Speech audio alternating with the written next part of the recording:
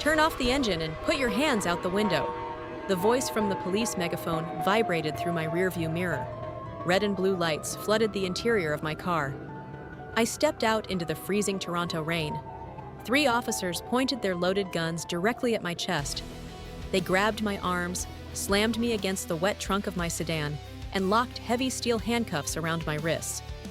"You are under arrest for a felony hit and run," the lead officer growled into my ear. He read me my rights. He expected me to panic. He expected me to cry and scream that I was innocent. Instead, staring at the flashing lights, I smiled. A cold, terrifying smile. Because the people who framed me made one fatal mistake. They forgot I am a senior forensic auditor, and I was about to dissect their entire lives. Let me explain the battlefield. My name is Tori. I build financial cages for corporate criminals on Bay Street. I deal with numbers, cold hard facts, and undeniable digital footprints. But my family? They dealt entirely in illusions. My younger sister, Chloe, was the golden child. For 26 years, she was a walking disaster, and my parents, Richard and Eleanor, were her personal cleanup crew. When Chloe crashed her first car while drunk, my father bribed the victims. When she dropped out of university, my mother bought her a fake diploma. I was the outcast, the independent one who moved away and built an iron wall of silence between us. Until 3 days ago, my mother invited me to a luxury restaurant in Yorkville, a family reconciliation dinner, she called it. Chloe was getting married to the heir of a Vancouver shipping empire. It was a $5 million wedding. My parents told me Chloe had finally matured. They told me they wanted us to be a real family again. During dessert, Chloe hugged me, crying theatrical tears onto my shoulder. I should have known better. She was not apologizing. She was picking my pocket. She stole my spare driver's license and my corporate credit card from my coat. Tonight, at exactly 9:15 in the evening, the illusion shattered. Chloe got behind the wheel of her fiancé's heavy luxury SUV. She was completely intoxicated. At a major intersection in downtown Toronto, she ran a red light. She crashed violently into a family minivan. She did not check if the people inside the crushed metal were breathing. She ran away into the dark. But before she fled, she dropped my stolen driver's license on the floorboard of the wrecked vehicle. 10 minutes later, my own mother called emergency services from a burner phone. She gave them my exact physical description. She told the police I was the driver fleeing the scene. They framed me. They actively sacrificed my freedom, my spotless record, and my career. All to make sure Chloe's billionaire wedding would not be canceled by a 10-year prison sentence. Right now, my parents and my sister were probably sitting in their multi-million-dollar Rosedale mansion, drinking expensive wine, believing the police had locked away their perfect scapegoat. They threw me to the wolves, but they did not realize I led the pack. The police dragged me into a windowless concrete interrogation room at the Central Precinct. Detective Vance walked in. He looked exhausted. He dropped a plastic evidence bag onto the steel table. Inside was my driver's license. "We have your identification," Vance said, his voice a low threat. "We have an eyewitness. We have the wrecked vehicle. A mother is in the hospital with a punctured lung. If you confess right now, I will ask the prosecutor for a lighter sentence. If you lie to me, I will personally make sure you serve the full 10 years.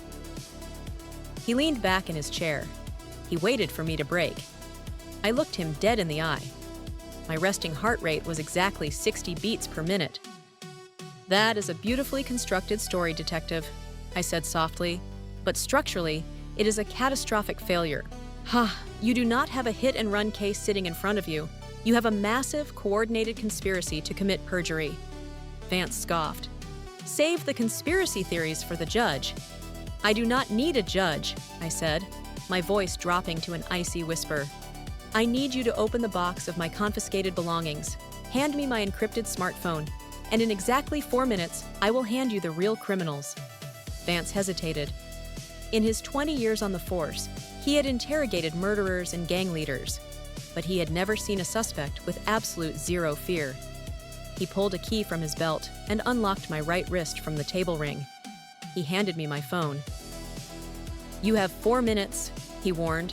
I pressed my thumb to the biometric scanner. The screen glowed. "The crash occurred at 9:15, I stated smoothly. A high-speed collision triggers a massive spike in human adrenaline. Heart rates shoot over 140 beats per minute." I opened my health analytics application. I turned the screen toward him. "This is the real-time biometric data from my smartwatch, the one currently strapped to my left wrist. At 9:15 tonight, my heart rate was a steady 58 beats per minute. My internal tracker was pinging my private home network. I was asleep on my couch." Vance stared at the line graph. He swallowed hard. It was biological perjury prevention. "That proves you were not driving," Vance argued. "But your physical license was inside the truck." "My sister stole my license 3 days ago," I replied. "But let us follow the money. I am an auditor, detective. Money always tells the truth." My fingers flew across the digital keyboard. I logged into my secured corporate banking portal. 10 minutes before the crash, my stolen credit card was used to purchase a $3,000 bottle of champagne at a VIP nightclub on King Street. The receipt was signed electronically on a tablet. I pulled up the digital receipt image. "I'm left-handed, detective. My signature always slants to the left. Look at the signature on this receipt. It slants heavily to the right, exactly like my right-handed sister, Chloe. She bought alcohol with my stolen card, got into the SUV, and destroyed a family." Vance stopped moving. His career-making case was disintegrating right in front of his eyes. "But we have an eyewitness," Vance countered weakly.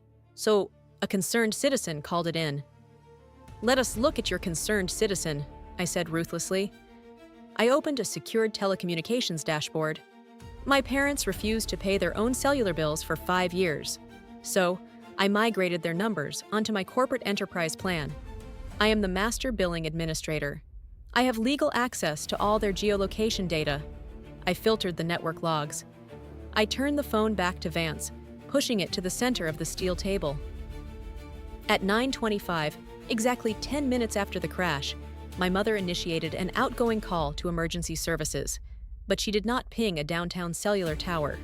Her phone pinged a localized tower inside her gated community, 15 kilometers away from the crash site. I leaned forward. My mother did not see me running from the wreckage. She was sitting in her own living room, committing federal obstruction of justice to frame her oldest daughter. The silence in the interrogation room was absolute and suffocating. Vance ran a heavy hand over his exhausted face. He reached for his radio. "I am sending a tactical breach team to their house right now." "Wait," I commanded.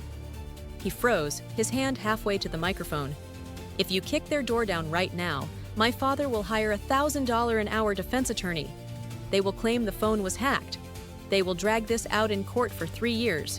You want a watertight conviction, caught on tape." I tapped a sleek black application on my screen. When my parents bought their sprawling estate, I installed the smart home security network. They were far too arrogant and technologically illiterate to ever remove my master administrative privileges. I opened the live feed for their main living room. The encrypted high-definition video flared to life. Vance leaned in so close I could hear his shallow breathing. On the screen, my father was pacing across a massive Persian rug, holding a crystal glass of scotch. My mother was sitting on the edge of a custom leather sofa. Chloe was sitting directly across from her, her expensive makeup smeared across her cheeks. "Stop crying, Chloe, just stop," my father snapped. His voice echoed cleanly through the phone speaker. "It is done. The police have Tori's identification. They have the phone call. It is a closed loop." "What if Tori tells them the truth?" Chloe sobbed, pulling her knees to her chest. "What if she proves she was sleeping at her apartment?" "The police do not care," my mother shouted. "It is her physical identification against her word. By Monday morning, I, a public defender, will force her to take a plea deal.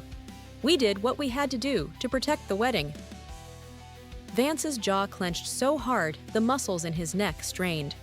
He was watching 3 wealthy, arrogant criminals casually narrate the exact mechanics of a federal conspiracy.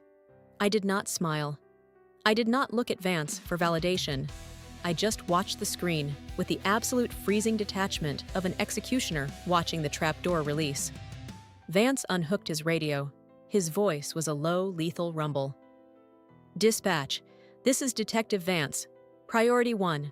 I need 4 patrol units and a tactical breach team deployed to the Rosedale estate immediately. I have a live, uncoerced confession for a felony conspiracy. Approach with silent sirens. Do not let them hear you coming."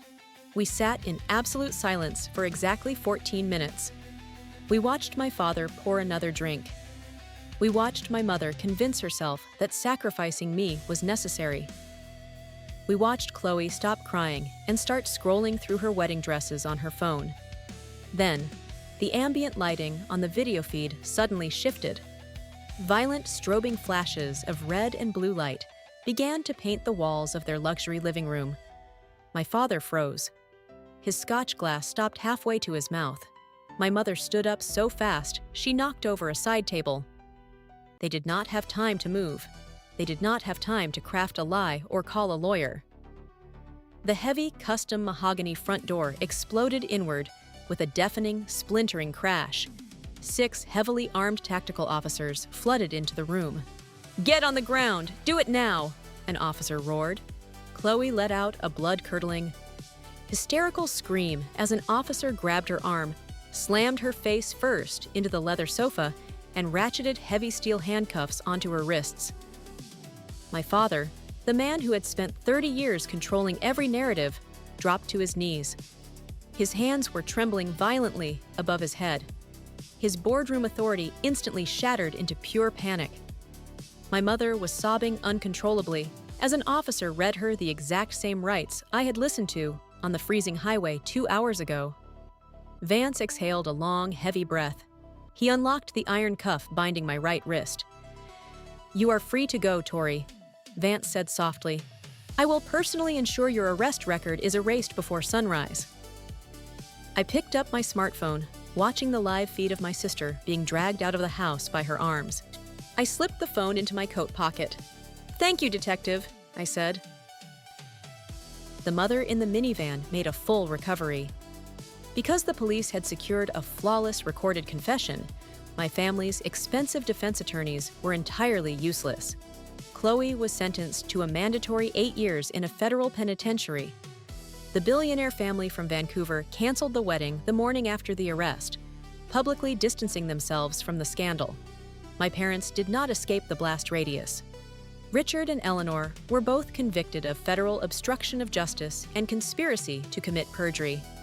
To pay for their catastrophic legal fees, they were forced to liquidate their estate, their luxury vehicles, and their retirement portfolios. They avoided prison time, but they were permanently bankrupted. A few weeks after the trial, they tried to call me from a prepaid burner phone, likely to beg for financial assistance or forgiveness. I did not answer. I simply opened my corporate telecom portal, located the burner phone's exact geolocation, and permanently blacklisted the number from every cellular network in Canada. People think revenge is about anger. They think it requires screaming, chaos, and violence. But true justice? True justice is perfectly silent. It is written in data, sealed with a timestamp, and executed without mercy. My name is Tori. I am a forensic auditor, and my ledgers are always balanced. If your own parents and sister conspired to frame you for a felony, would you have warned them? Or would you have sat in a cold interrogation room and watched the SWAT team kick their door down live on camera, exactly like I did? Let me know how you would handle this ultimate betrayal in the comments below. If you love watching toxic, entitled people get audited into oblivion, hit that subscribe button, stay sharp, and never leave a digital footprint.